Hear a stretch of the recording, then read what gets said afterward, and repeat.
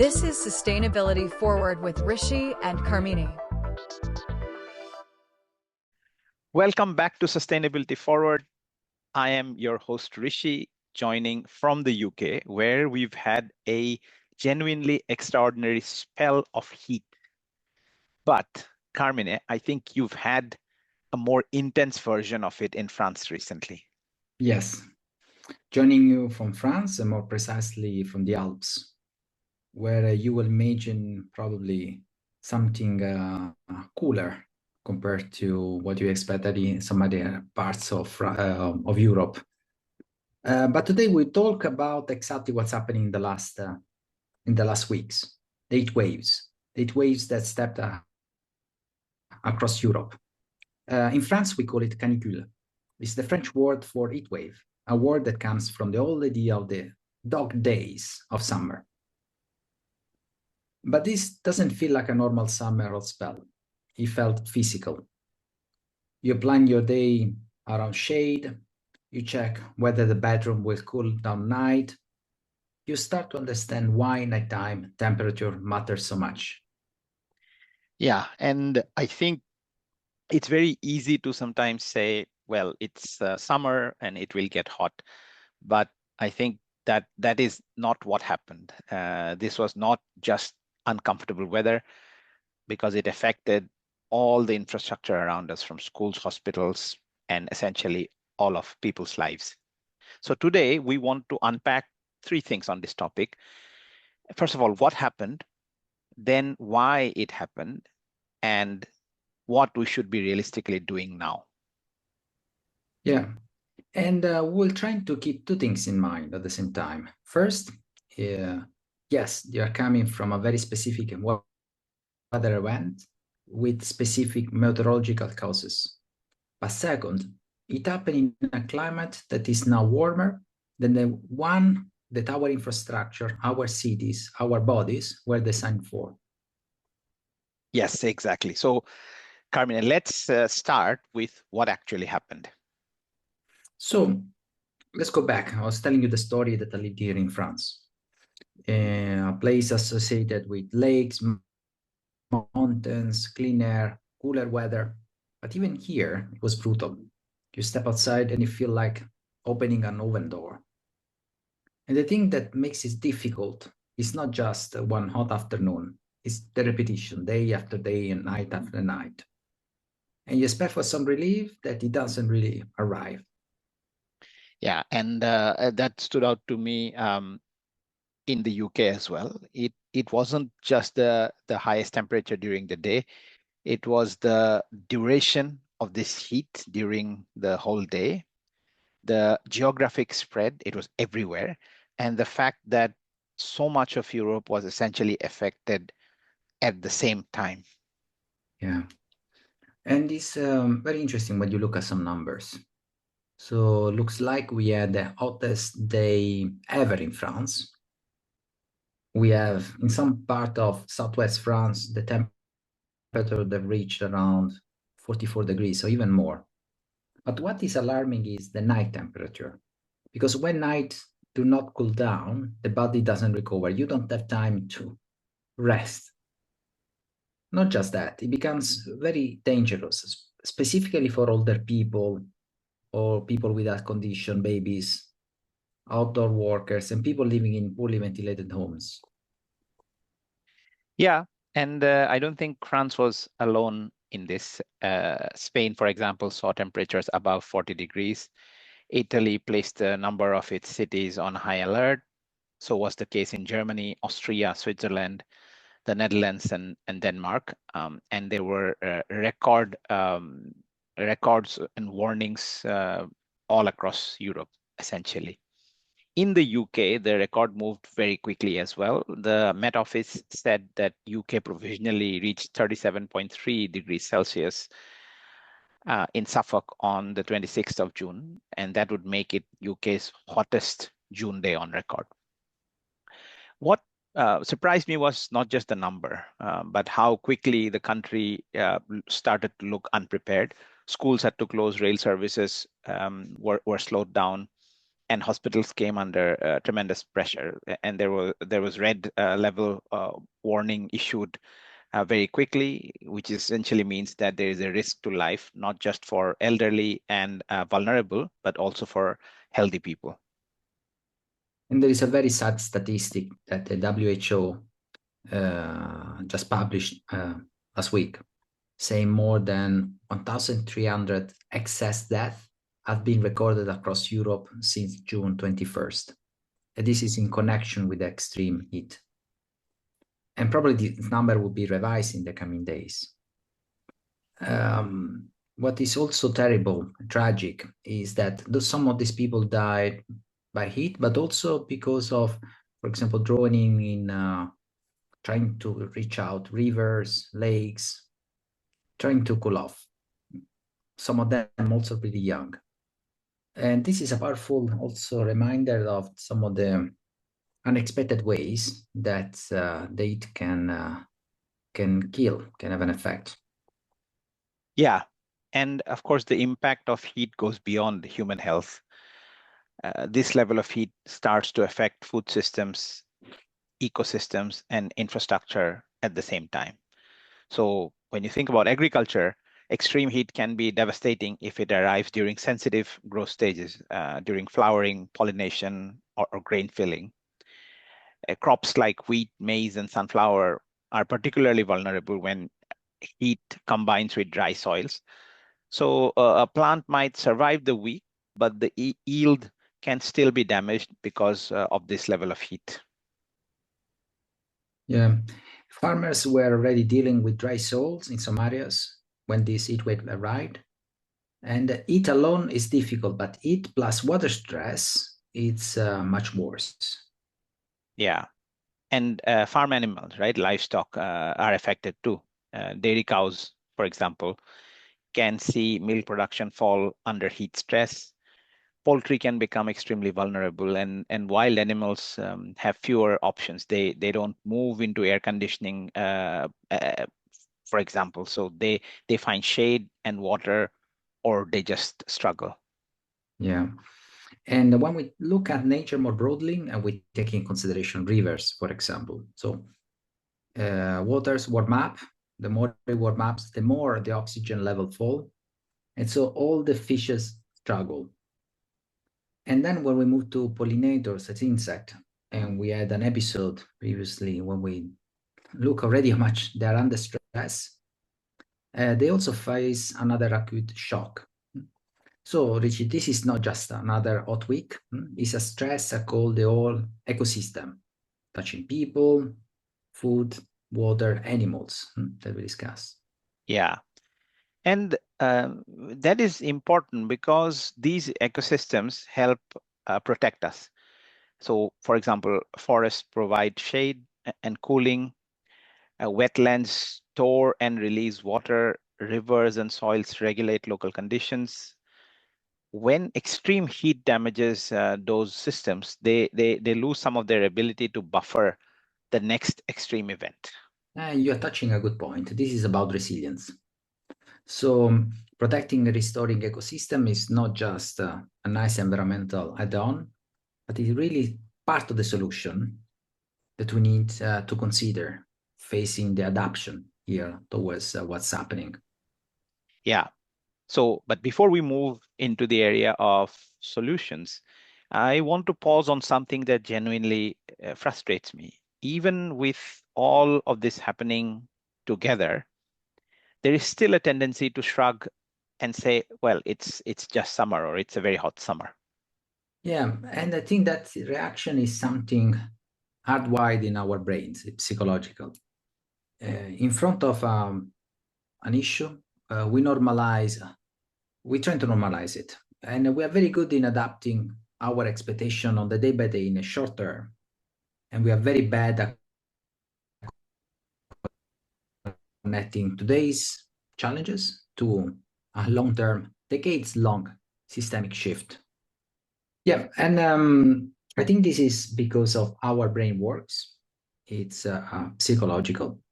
We normalize what is in front of us in the short term.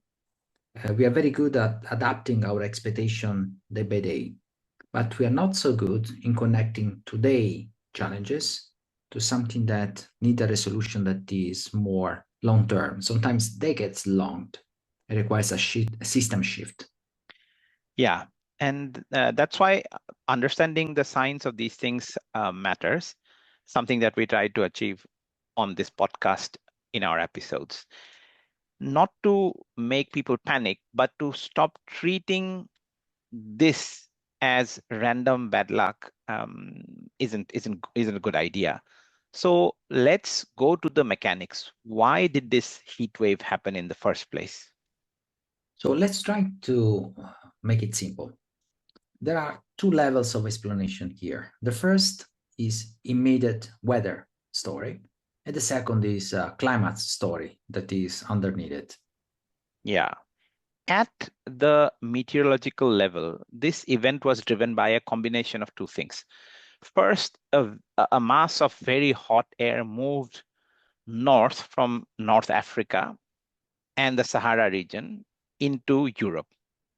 Second, a high pressure system settled over parts of Europe and effectively locked the heat in place. And if I read it well, this is called the omega block, right? Yes, it is called the omega block because the pressure pattern looks a bit like the Greek letter omega. But the simple image is a lid on a pot. High pressure suppresses cloud formation, keeps skies clear, and traps the hot air underneath. Cooler Atlantic air can't easily move in, so the sun heats the ground day after day, and the heat keeps building up. Yeah. And this is what people often call a heat dome, I guess. Yes, the language varies, but the idea is very similar. You have a large scale pressure pattern that traps heat and prevents the normal circulation that would bring relief. And that is why this was not just a one-day spike. The system was persistent, it sat there, and persistence is what turns heat from uncomfortable to dangerous. So let's try to imagine that this is a combination of very hot source air, strong sunshine, dry condition in some places, and a blocking partner that didn't move quickly. Yeah, that is exactly right. There is also the sea temperature angle. The Mediterranean has been running very warm, and when the sea is warmer than usual, it changes background conditions for the air masses moving across the region. The ocean, which we think of as a buffer, is itself storing enormous amounts of heat. Yeah. So, Rishi, you said you help us to understand what's the immediate weather story that we had in the last days. But this is not something new. So the hot air from North Africa is something that often happens in during summer. But the deeper question is, why are these events now so much more intense? Yeah, and that actually takes us to the important question of climate change. The key point here is this. Climate change does not mean every hot day is created from scratch by global warming. The weather, local or national, still exists. Natural variability also exists, but climate change changes the baseline on which all weather happens. So the same weather pattern now produces more extreme temperatures. That is correct. The atmosphere is warmer, land surfaces are warmer, the oceans are warmer as a result of climate change. So when a blocking pattern arrives, it is operating in a different world. A useful way to think about this is the bell curve. In a stable climate, most temperatures cluster around the average, and very extreme temperatures sit out in the tail of the distribution. They happen, but rarely. As the climate warms, the whole curve shifts to the right, the average moves, and even a small shift in the average can produce a very large increase in the frequency of extreme heat because the tail of the distribution changes dramatically. And I like it as you describe it, Rishi, because It helps to figure out this baseline is moving. And if we imagine this baseline moving, now we understand how rare events now become much more common.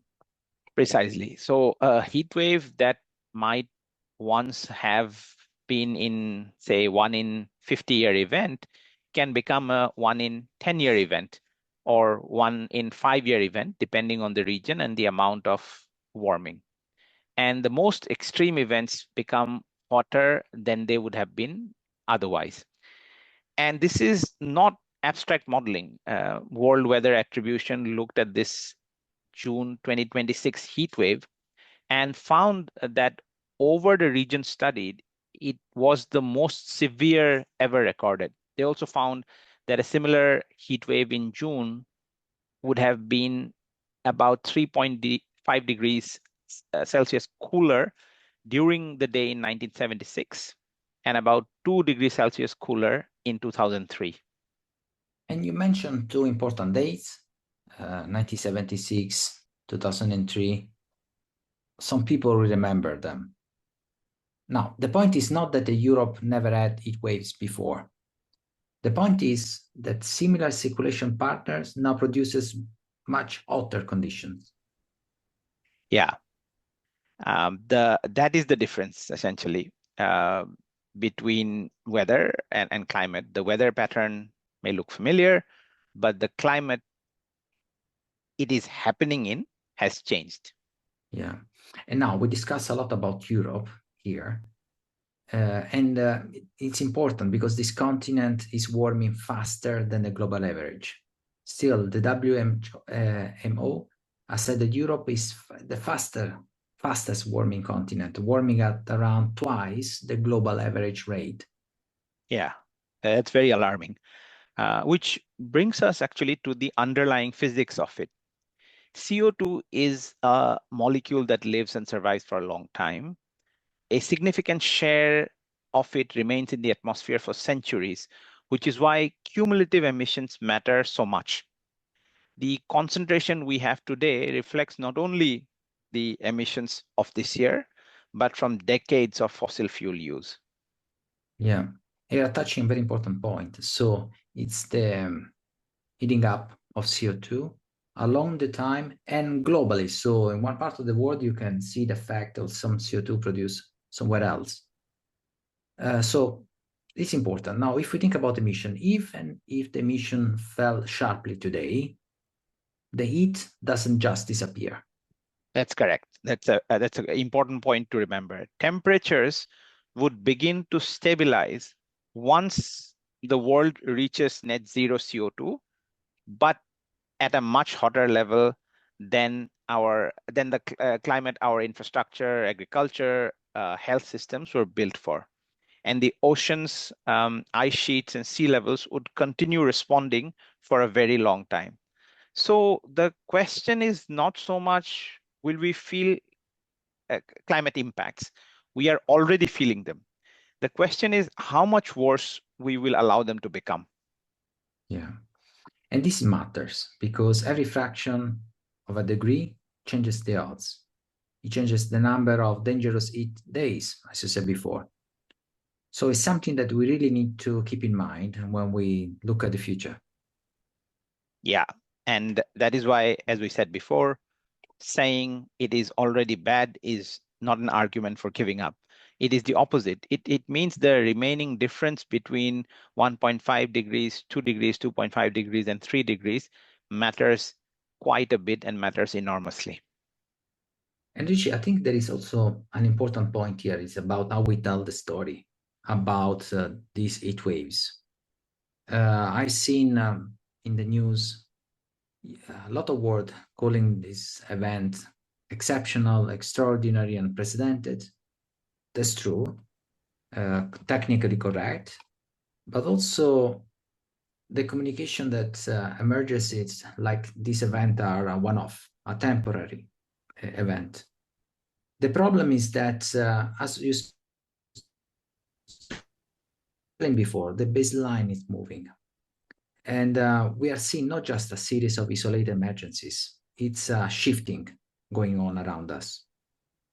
Yeah, and it's important to recognize that the records that are getting broken, that itself is part of the signal. Records are supposed to be rare. When you are breaking records repeatedly, for example, of heat records, nighttime temperatures, rainfall, wildfire records across multiple countries, multiple years, that is not just bad luck. That is a system that has truly changed. Yeah. And this kind of clarity, this kind of transparency, it's important because the world that we are living in is changing. And we need to adapt our infrastructures, our cities. We talk about agriculture, our energy systems, because they were all designed with a different baseline. Yeah. Unfortunately, that is the blunt truth. The UK is a good example for this. We still think of ourselves as a cold, wet country. A lot of our homes were designed to retain heat, not reject it. Many of the schools, hospitals, and much of that infrastructure wasn't designed for a repeated extreme heat. Yeah, and the same is true across Europe. In some countries, you may have more cultural memory of it than the UK. But it doesn't mean that the hospital, the homes, the cities are fully ready to face what's happening today. Yeah, and this actually leads us to the second point. This does not mean we stop focusing on emissions reduction. It's quite the opposite. A hotter climate is already with us, but 2 degrees, 2.5 degrees, or 3 degrees are not inevitable. Every fraction of a degree avoided means people exposed to dangerous heat, fewer crop losses, less pressure on hospitals, less stress on the ecosystem. Yeah, so mitigation remains absolutely essential, but it's no longer enough on its own. Yeah, we need mitigation and adaptation at the same time. Cut emissions to limit the future damage, but adapt to the heat that is already here. Yeah, and I think this discussion of adaptation, it's helpful because it becomes very practical today. It's about everything we have around us: homes, streets, schools, hospital, transportation, public spaces. Yeah. So let's go to that topic. What do we need now, and what about adaptation? I want to start with the topic of adaptation because I don't think it gets enough attention in climate conversation. When people talk about solving climate change, they often jump straight to emissions reduction. That is, of course, essential, but adaptation is now urgent because the heat is already here. Yes, the heat is here, but adaptation could be different depending on where you live, what you can afford. But Richie, let's start talking about cities, because I think this is where the challenge is most visible. Yes, it is. The key concept we need to know of is the urban heat island effect. Cities can be significantly hotter than the rural areas that surround them because cities are built from concrete, asphalt, steel, glass. These are materials that absorb heat during the day and release it slowly at night. This is why city nights can be so dangerous. The countryside may cool down, but the city keeps radiating heat back at the people. Yeah, and in practical terms, what we see in the last days, there is a huge instant response to go to air conditioning, trying to solve the problem. Yeah, and that is understandable. Air conditioning can be a lifesaver, especially in hospitals, in care homes, and places where vulnerable people live. We should not talk about this as if cooling is a luxury. In dangerous heat, cooling can be essential, but there is a paradox involved there. Air conditioning cools indoor spaces by pushing heat outside. If everyone does that at once in a dense city, you can worsen the heat island effect, particularly at street level and at night. So there is no question of AC or no AC. The question is, how do we combine efficient cooling with passive design, trees, better buildings, and of course, cleaner electricity. Yeah. Sometimes we don't think about these elements, about how to rebuild, redesign what's around us. And in terms of cooling, what actually means? What does it involve? There are many different aspects of that. First, green infrastructure, which includes trees, parks, green roofs, living walls. Vegetation cools through shade, essentially releasing water vapor that helps cool the surrounding air. We all know that a tree-lined street can feel completely different from an exposed street with the same temperature. That sounds very simple, but it matters enormously for people walking, cycling, waiting for buses, and working outdoors. Yeah. Paris, but also other cities in Europe, have been trying to create more shaded spaces on what they called cool island, places where people can go during the extreme heat. But the scale of what is needed is huge. Yeah, and trees take time to grow. We should all recognize that. You cannot plant a canopy this summer and expect it to solve next summer. So the second approach is surface materials. Dark asphalt absorbs heat. Lighter and more reflective materials absorb less. There are white roofs, reflective coatings, cool pavements. These are not glamorous interventions by any means, but the physics works. They reduce the amount of solar energy stored in the built environment. And the third approach is water. So when you think about fountains, misting, permeable surfaces, rain gardens, so anything that help to retain and evaporate water rather than sending straight into drains. Yeah, but water-based cooling, Carmine, has to be designed carefully, especially in places facing drought-like conditions. The point is not to waste water. It is to build urban systems that retain water better, rather than treating rainwater as something to remove as quickly as possible. And there is the other element also here that is about houses, the buildings, that Yeah. is extremely important. Yeah, this is where again UK is a useful example. British homes, as we said before, were designed for different climate, and that is good in January because you have to keep the houses warm. It can be dangerous in June or July if there is poor ventilating or no shading. And unlike Southern Europe, where the older architecture often includes shutters, courtyards, high ceilings, much of Northern Europe has very little cultural or regulatory memory of designing for heat. So insulation that helps in winter can make summer overheating. Even worse if this is not paired with ventilation or shading. That's right. Good retrofit now needs to think about both winter and summer. We need homes that are energy efficient in cold weather and safe in hot weather. That means external shading, ventilation, reflective materials, heat pumps that can cool where appropriate, and minimum standards for overheating risk. And so we touch on building houses, but it's not just residential, it's school, hospitals, etc. And by the way, we need to retrofit all of them, and all of that. This will cost a lot of money. Yeah, it will. But imagine, a classroom at 35 degrees Celsius with children studying there, or an older person in a top floor flat, or a hospital ward that cannot be kept cool, train tracks getting affected by extreme heat. They are signs that the infrastructure of daily life has not been designed for the climate we are living in today. Yeah.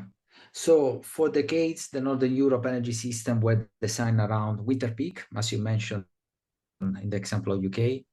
But now we are on the opposite scale. We are starting to see the rise of summer peak demand. So we have the problem of cooling on hot days.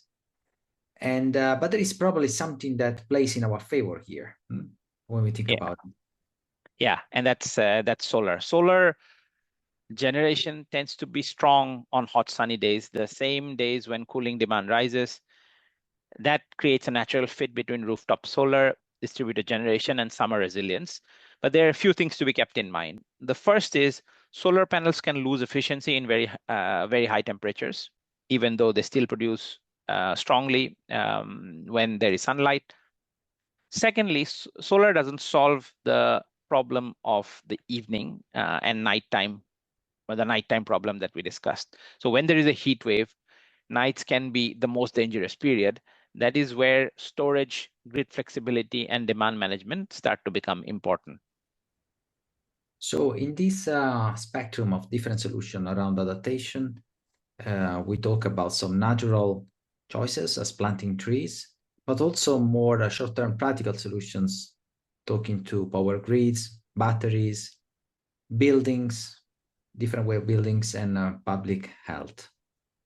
Yeah, and there is a key point here, Carmine, about inequality as well. Yeah, I think this is a delicate but also an important conversation to have. As I said before, everything we have, if we talk about retrofit, describes cost. If you want to retrofit your home, if you want to install AC, if you want to improve public spaces and creating cool islands or upgrading grids. So there is a question there for people that are more exposed to extreme heat. Then often these people are the least able to pay for protection. They're probably in less favorable position to adapt here. Let's think about, for example, people in small flats or without gardens or with little tree coverage or elderly people living alone. So there is a problem there on equality.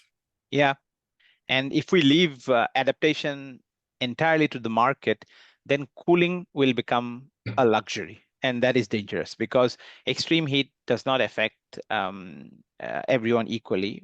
Mortality and illness cluster around vulnerability, age, health, housing quality, social isolation, and even your occupation. And this is where the public policy really play an important role, not just the private consumer choice. Absolutely. That actually means public cooling spaces, libraries, schools, shaded parks, all this has to be more available. It means retrofit programs for social housing. It means heat health warning systems that actually reach the people. It means workplace rules for outdoor labor. And it also means for households facing higher cooling bills, support has to be provided. It means building regulations that take overheating seriously. Yeah. And in this regulation also probably we need to rethink about our behaviors, how we can change daily behaviors. We need to rethink, for example, school hours, working hours, outdoor events, sport events, accordingly to the rhythm of the new days during this extreme heat. Yeah, that's a very important point. Adaptation is not only concrete and technology, it is also about routines and institutions. Southern Europe has some cultural adaptation to heat, use of shaded trees, shutters, late evening activities. And Northern Europe may need to learn all of this quickly as well. Yeah. And it's not, so we talk about policies, but let's talk also about businesses, because businesses needs to think about this in the same direction. This is not just an governmental issue, because it affects productivity, logistics, worker safety, supply chain, insurance, food prices, almost every sector here. Yeah, and this we've discussed many times, Carmine. Climate adaptation is becoming a boardroom issue, not in a vague ESG sense, but in a very practical operational sense. Can your people work safely? Can your assets operate safely? Can your supply chains cope with all of this? And can your customers access your services? Yes, there is a change happening. There is a different level of risk that businesses will be faced. And at the same time, so we need to keep in mind mitigation, so firmly in the picture, how to reduce this kind of risk. Yeah, and that message we are referring to cannot be adopt or adapt instead of decarbonizing. That would be a disaster, of course. The message really should be adapt to the heat that is already locked into the system and decarbonize as fast as possible to avoid the heat that is not locked in yet. Because the concept is, if the adaptation is already a challenge today, and if the warming is keep going on because of the level of emissions, then the future adaptation, the future cost will be higher and higher. It will impact more all the sector, all the system that we discussed so far. So every degree matters. Yeah.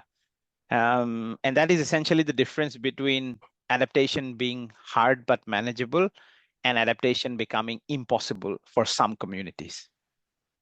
So we focus a lot on Europe during this episode, and because here we see a preview of its climate future.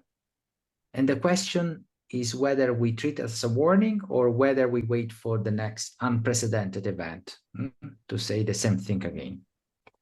That is exactly it, I think. This heat wave should not have actually surprised us, but yet it did. The science has been clear for decades, but perhaps living through it makes it harder to ignore. And maybe also makes the solution feel less abstract. We're trying to make it practical, talking about trees, buildings, electricity, public holding spaces, etc. So these are tangible things. Yeah. And here is actually a call out to our listeners, especially those working in sustainability, energy, business, and policy. I think the challenge is to connect the big climate story with the practical decisions in front of us. What does adaptation look like in your city, in your company, in your buildings, in your supply chains, and within your community? Yeah, because this is where climate change becomes real, not only in global temperature charts, but in the design of a street, in changing a behavior, in that touches, for example, our kids in a school day, the safety of people working, the temperature in public spaces. And on that rather somber note, thank you for listening to Sustainability Forward. This has been our episode and our attempt to make sense of Europe's extreme heat, what caused it, and what it demands from us now. Thank you, Wrishi, for this conversation, and to all of you, stay cool out there, and take care. We'll see you in the next episode. You've been listening to Sustainability Forward. If you enjoyed this episode, please follow, share, and subscribe. You can find us at sustainabilityforward.com, on all major podcast platforms, and on LinkedIn under Sustainability Forward, the podcast.